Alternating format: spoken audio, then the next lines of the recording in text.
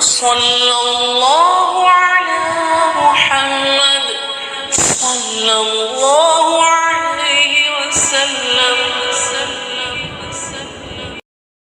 الحمد للہ کفا وسلام علی عباده الذین اصطفى اما بعد.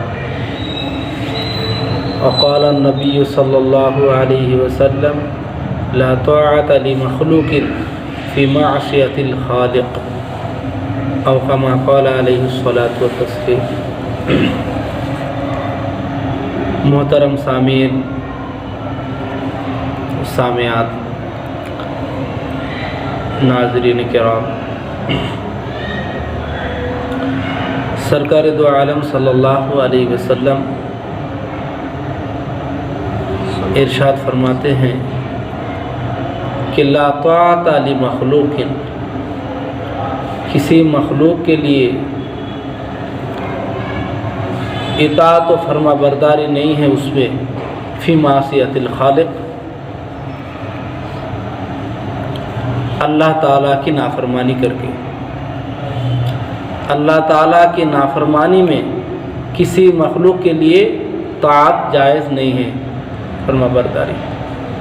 یعنی ہم یوں کہہ سکتے ہیں کہ اللہ تعالیٰ کو ناراض کر کے مخلوق کو خوش کرنے کے لیے کوئی کام کرنا، کوئی فرما برداری کا کام کرنا جائز نہیں ہے.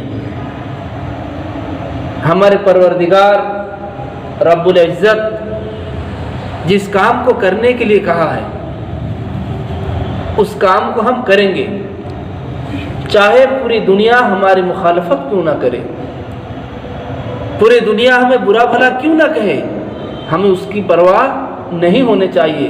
ہمارے رب نے کیا کہا، ہمارے رب نے کیا چاہا، ہمیں اس کا خیال کرنا چاہیے. تو اس حدیث کا خلاصہ یہی ہے کہ اللہ تعالیٰ کو ناراض کر کے کسی مخلوق کو خوش کرنا جائز نہیں ہے، کسی مخلوق کی فرما برداری کرنا جائز نہیں ہے. ایک حدیث اور ہے جس کا مضمون میں آپ کے سامنے رکھتا ہوں، جس سے یہ بات واضح ہو جائے گی کہ ہمیں کیا کرنا چاہیے. حدیث میں آتا ہے کہ جب کوئی بندہ کسی کام کو کرتا ہے اور اسے معلوم ہے کہ یہ کام کرنے سے میرا رب ناراض ہو جائے گا، لیکن وہ مخلوق لوگوں کی خوشنودی کے لیے، لوگوں کو خوش کرنے کے لیے وہ کام کرتا ہے جس میں اللہ ناراض ہے، تو اللہ تعالیٰ فرماتا ہے کہ ایسا وقت آئے گا، ہمارے حبیب صلی اللہ علیہ وسلم فرماتے ہیں کہ ایسا وقت آئے گا کہ جن لوگوں کو خوش کرنے کے لیے وہ کام کیا تھا جس میں اللہ تعالیٰ ناراض تھا، تھوڑی دیر کے وہ مخلوق خوش تو ہو جائیں گے، لیکن ایسا وقت آئے گا کہ اللہ تعالیٰ اس مخلوق کے دلوں میں اس آدمی کی طرف سے نفرت آ جائے گی، نفرت پیدا ہوگی ان کے دلوں میں، اور اللہ تو پہلے سے ناراض ہے. اور اگر کوئی بندہ ایسا کام کرتا ہے جس میں اللہ تعالیٰ خوش ہے، اللہ راضی ہے، لیکن مخلوق ناراض ہے، مخلوق روٹھے ہوئے ہیں، تو حدیث میں آتا ہے کہ تھوڑی دیر کے لیے مخلوق ناراض ہو جائیں گے، لیکن ایسا وقت آئے گا اللہ تعالیٰ ان مخلوق کے اندر اس کے بارے میں محبت پیدا کرے گا، اور اللہ تو پہلے سے ناراض ہے. تو اگر اللہ تعالیٰ کسی کام میں راضی ہے، اگر وہ کرتے ہیں آپ تو آپ کے لیے نفع ہی ہے، تو اللہ تو راضی ہے ہی، پھر کچھ دنوں کے بعد مخلوق کے دلوں میں بھی آپ کے لیے جگہ پیدا ہوگی. اور اگر کسی کام کو کرنے کے لیے اللہ تعالیٰ منع کرتا ہے، اللہ ناراض ہے، اور آپ مخلوق کو خوش کرنے کے لیے وہ کام کرتے ہیں، تو تھوڑی دیر کے لیے مخلوق تو آپ کو چاہے گی، لیکن ایسا وقت آئے گا کہ پورے مخلوق آپ سے نفرت کرے گی. ان دو حدیثوں کے ذریعے سے ہمیں یہ بات معلوم ہوتی ہے کہ ہمیں ہر وہ کام، ہر وہ فعل انجام دینا چاہیے جس میں اللہ تعالیٰ راضی ہو جائے، اللہ تعالیٰ خوش ہو۔ اور اسی کا نام اخلاص ہے کہ جو کام کرے، جو عبادتیں کرے، وہ صرف اللہ کے لیے ہونا چاہیے، نہ کہ کسی اور کے لیے۔ اس لیے کہ مخلوق کے راضی ہونا یا ناراض ہونا ہمیں اس کی پرواہ نہیں کرنا چاہیے۔ اس لیے نہیں کرنا چاہیے کہ کوئی مخلوق کسی کو ذرہ نقصان نہیں پہنچا سکتے، مگر اتنا ہی نقصان پہنچے گا جتنا اللہ چاہے گا۔ اور پوری مخلوق مل کر اگر کسی کو فائدہ پہنچانا چاہے گا تو ذرہ برابر فائدہ نہیں پہنچا سکتے، مگر اتنا ہی جتنا اللہ چاہے گا۔ تو مخلوق کے راضی یا ناراض ہونے کا کوئی پرواہ نہیں کرنا چاہیے، ہم کو پہلے یہ دیکھنا چاہیے کہ میرا رب کیا کہتا ہے، میرا رب اس کام میں راضی ہے یا نہیں۔ آج ہم لوگوں کا کلچر یہ بنا ہے کہ لوگ کیا کہیں گے، ہم یہ نہیں سوچتے ہیں کہ میرا رب کیا کہے گا، ہم یہ سوچتے ہیں کہ لوگ کیا کہیں گے۔ لوگ کچھ بھی کہیں گے، کبھی لوگوں کے دلوں میں پوری جگہ آپ نہیں بنا سکتے۔ اگر آپ ایک گائے کی ذبح کر کے دعوت کریں گے پھر بھی اس کا دل آپ نہیں جیت سکتے، وہ تو سوچتے ہی کہ شاید اونٹ ذبح کریں۔ تو جتنا ہو سکے ہمیں اخلاص کے ساتھ کام کرنا چاہیے۔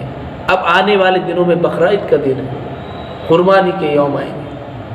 اب اس میں آپ دیکھیں گے جو ہم نے پچھلے سال دیکھے کہ قربانی سے 3-4 دن پہلے اتنے بڑے بڑے قیمت کے گائے لائے گئے، اور ایسا بیل جو بالکل ساڑھ کی جیسا ہے، ساڑی ہے جو لاکھوں کی ہے۔ آپ بتائیں اس کے اندر کون سے خوشنودی اللہ تعالیٰ کی تلاش کی گئی ہے؟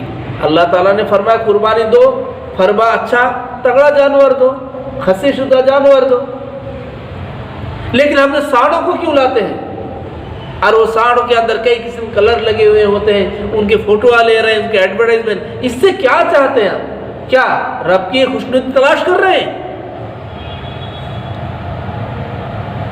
ہمارے اندر یہ چیز آ گئی ہے کہ صاحب اگر ہم 30,000 کے گائے ذبح کرتے ہیں، قربانی دیتے ہیں، لیکن سامنے والا تو 50,000 کا لائے ہیں، لوگ کیا کہیں گے؟ یہ تو اس سے اچھا مالدار ہے، دیکھو کتنی چھوٹی گائے لائی ہے۔ تو ہم کو اس کی پرواہ نہیں کرنا چاہیے، لوگ کیا کہیں گے وہ نہیں دیکھنا ہے، میرا رب کیا کہا ہے، کس طرح قربانی دینے کا حکم ہے، جیسی صلاحیت ہو، جیسی استعداد ہو، جیسی قوت ہو، اس کے مطابق قربانی ہونی چاہیے۔ اس میں لوگوں کے بھرم کی خاطر نہ کی جائے، لوگوں کی پرواہ نہ کی جائے۔ اگر ہمارے اوپر قربانی فرض ہے، اگر اتنی مقدار میں ہے کہ ہم ایک حصہ دیں تو اخلاص کے ساتھ ایک حصہ دیں، اگر اس سے بڑھ کر ہے تو ایک بکرا دے دیں، اس سے اور بڑھ کر ہے تو گائے دے دے۔ گائے میں بھی اپنی صلاحیت، اپنی قوت اور اپنی جو ہے ملکیت کو خیال رکھے کہ ہماری کیا صلاحیت ہے، ہماری استطاعت کیا ہے، اس کے حساب سے دے۔ اس کو بھی یہ نہ خیال کرے کہ شاید لوگ یہ چھوٹا سمجھیں گے۔ یہ ہمارے لیے ضروری ہے کہ ہم اللہ تعالیٰ کو خوش کرنے کے لیے قربانی کر رہے ہیں، کسی مخلوق کے لیے نہیں۔ قربانی جو فرض ہے وہ اللہ تعالیٰ کو خوش کرنے کے لیے ہے، یہ اللہ تعالیٰ کی عبادت ہے، عبادت میں سے ہے۔ تو جب یہ کام اللہ تعالیٰ کا ہے، جب یہ حکم اللہ تعالیٰ کا ہے، تو ہم کس کی خوشنودی کا انتظار کریں؟ اللہ تعالیٰ، کسی مخلوق کے لیے نہیں۔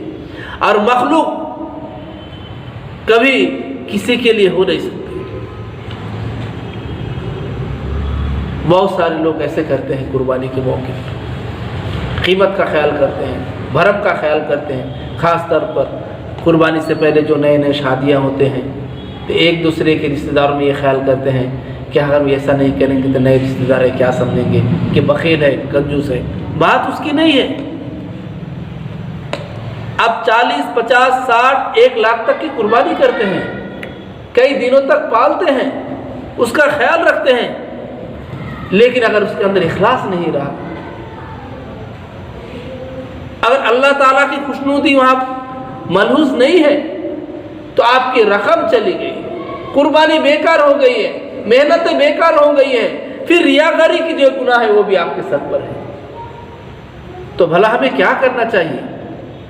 ہمیں قربانی کے وقت بھی وہی کرنا چاہیے جو سرکار نے فرمایا، جس کی جو استعداد ہے اس کے مطابق راضی خوشی، دل کی خوشی کے ساتھ اللہ کو راضی کرنے کے لیے کریں۔ اور ساتھ ساتھ یہ بات بھی ہم خیال رکھیں کہ قربانی کے وقت خاص طور پر اپنے پڑوس، اپنے رشتہ دار، غریب رشتہ دار، ان لوگوں میں جن کے پاس خاص طور پر گوشت وغیرہ عام دنوں میں میسر نہیں، ان کے پاس ہم پہنچائیں۔ کیوں؟ اس لیے کہ جو مالدار ہوتے ہیں ان کو بھی ہم دیں، لیکن وہ اتنا محتاج نہیں ہے، وہ سال بھر کھاتے ہیں، لیکن غریب، مساکین، فقراء وہ انتظار میں رہتے ہیں ان ایام کے لیے، تو ہمیں ان کا خیال کرنا چاہیے۔ اور کچھ پوچھنا ہے؟ قربانی کے تعلق سے جی، اگر یہ جو حصے ملتے 3,500 روپے میں ایک حصہ بول کے اس کو بعد میں تقسیم بھی کر دیتے وہی لوگ، تو ایسا کر سکتے ہیں؟ ہاں، اگر آپ کہیں پر حصہ لیتے ہیں اور یہ کہتے ہیں کہ دیکھیے صاحب میرے نام پہ ایک حصہ ہے اور اس کا جو گوشت ہوگا وہ آپ غریب، فقراء، مسائل سب تقسیم کر دیں، مجھے دینے کی ضرورت نہیں ہے، بے شک جائز ہے۔ البتہ قربانی جو کرتے ہیں مستحب طریقہ یہ ہے کہ ان گوشتوں کو 3 حصوں میں تقسیم کیا جائے، ایک اپنے قریبی رشتہ داروں کے لیے، ایک فقراء و مساکین کے لیے، اور ایک اپنے لیے۔ لیکن مسئلہ یہ ہے کہ کوئی آدمی اگر نہ فقراء مساکین کا خیال کیا مستحب طریقے کا، نہ تو رشتہ داروں کو دیا، پورا گوشت خود استعمال کیا، تو قربانی تو جائز ہے، ناجائز نہیں ہے، جائز ہے، لیکن مستحب طریقہ اور اچھا طریقہ نہیں ہے، بلکہ سب کے ساتھ مل جل کر گوشت کو تقسیم کی جائے۔ اور بعض لوگ ایسا بھی کرتے ہیں کہ کچھ اپنا قربانی کرتے ہیں لیکن ایک آدھا حصہ اس لیے لیتے ہیں تاکہ وہ پورا گوشت ہی تقسیم کر دیا جائے، تو وہ گوشت میں سے کچھ اپنے پاس نہیں آتا ہے، یہ بالکل جائز ہے اور اچھا ہے۔ اور ایک سوال تھا کہ جو ان کا انتقال ہو گیا، بڑوں کا والد صاحب ہو، دادا ہو، ان کے نام سے دے سکتے قربانی؟ ہاں، یہ ایک مسئلہ ہے اور بہت اختلافی مسئلہ ہے، ائمہ کا اس میں اختلاف رہا ہے کہ میت کے نام سے قربانی کرنا جائز ہے یا نہیں ہے۔ تو یہ بات یاد رکھیے کہ قربانی جو فرض ہوتا ہے وہ زندوں پر ہوتا ہے، مردوں پر نہیں، تو ان کے نام سے آپ قربانی تو نہیں کر سکتے کہ ان کے اوپر فرض ہے۔ ہاں، یہ کہہ سکتے ہیں فرض کے طور پر نہیں، نفلی طور پر اگر آپ قربانی کریں اور ایصال ثواب کر دیں تو یہ جائز ہے، مگر نیت کیا ہونی چاہیے کہ ان کے اوپر قربانی فرض نہیں ہے بلکہ نفل کے طور پر ان کے تعلق سے ہم یہ قربانی کر رہے ہیں تاکہ انہیں ان کا ثواب پہنچے، یہ جائز ہے۔ اب مفتی صاحب میرا ایک سوال ہے، کیا قربانی ایک سے زیادہ بھی واجب ہوتی ہے بقرعید کی قربانی؟ یہ مسئلہ یہ ہے کہ اگر پورے گھر میں ایک ہی آدمی کماتا ہے تو ان کے اوپر ایک ہی قربانی فرض ہے۔ اب استطاعت کے حساب سے ہے، ان کے پاس اتنا مال ہے، استطاعت ہے، انہی کے اوپر ایک ہی کے اوپر فرض ہے، لیکن ایسی حالت ہے کہ وہ چاہے تو گائے دے سکتے ہیں، تو ان کو گائے دینا چاہیے نہ کہ بکری۔ کس کو بکرے دینے کے ہیں مگر وہ حصہ لینا چاہتے ہیں تو بکرے ایک دیں، اگر ویسا بھی نہیں ہے تو کم سے کم ایک حصہ لے لیں، تو اپنی صلاحیت کو خود اپنے اندر کیا ہے وہ جان سکتے ہیں۔ لیکن اگر ایک گھر میں 3 آدمی کماتا ہے، تینوں الگ الگ کماتا ہے اور تینوں کی طرف سے بیلنس بھی ہوتا ہے، ہر ایک کا الگ اکاؤنٹ ہے، تو ایسی صورت میں تینوں پر فرض ہو۔ یہاں تک کہ اگر کسی آدمی کے اوپر فرض ہے اور ان کی بیوی کے پاس اتنا سونا ہے جو مقدار نصاب کو پہنچتا ہے، اتنے سونا ہے، تو بیوی پر الگ فرض ہے۔ اسی طرح کسی آدمی کے زیر پرورش میں کوئی بچہ ایسا ہے جو بالغ ہے اور وہ الگ کماتا ہے تو اس کے اوپر الگ فرض ہے، مگر اتنا اگر وہ کماتا ہے تو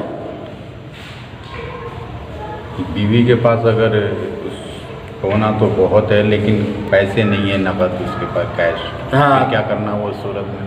کیش نہیں ہے تو وہ اس کو کیش بنائے، یا تو ادھار لیں، کیونکہ اس کے بعد جو رقم ہے وہ تو نصاب کی بہت بڑی رقم ہے۔ قربانی کے ایام مخصوص ہیں، لیکن پیسہ انسان کے پاس آتے رہتے جاتے رہتے، تو کس سے بدل ہی لے لیں وہ، پھر جب کہیں سے آئے گا قربانی کے بعد تو وہ اس کو ادا کرے گا، کیونکہ ان کے پاس نہیں ہے، ایسا نہیں، کیونکہ جب اس کی مقدار نصاب ہے تو مطلب وہ مالدار ہے شریعت کی نگاہ میں۔ جب شریعت کی نگاہ میں وہ مالدار ہے تو اس کو قربانی دینا ہے، چاہے وہ جس طرح دے، لیکن اس کو یہ بہانہ نہیں کہہ سکے میرے پاس 10 تولے سونے ہیں لیکن رقم چلر کوئی پیسے ہی نہیں ہے میرے پاس، مگر ہے تو مالدار شریعت کی نگاہ میں۔ اب جب مالدار ہے تو اس کے اوپر قربانی واجب ہے۔ اب قربانی کرنا ہے، وہ انتظام کیسے کریں گی وہ سوچیں۔ اس کی مقدار بھی بتا دیجیے۔